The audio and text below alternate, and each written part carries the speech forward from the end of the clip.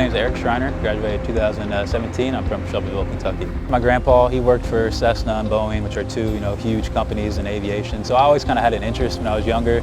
But I took my first flight, commercial flight, when I was 16 years old. I was walking through the airport and I was looking at the pilots and their cool uniforms, and I was looking in the cockpit and I was like, man, these guys get to fly around the world for a living. Talked to my parents, I was like, hey, I want to take a flight lesson. And I took that first flight lesson and I just fell in love with it.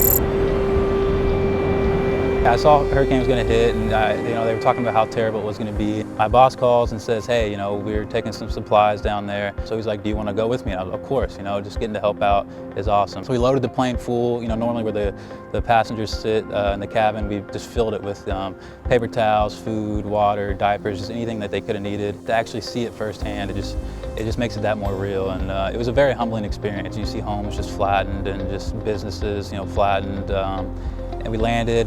The airport was just destroyed. The control tower, normally it would just stand, 200 feet in the air, just in shambles on the ground.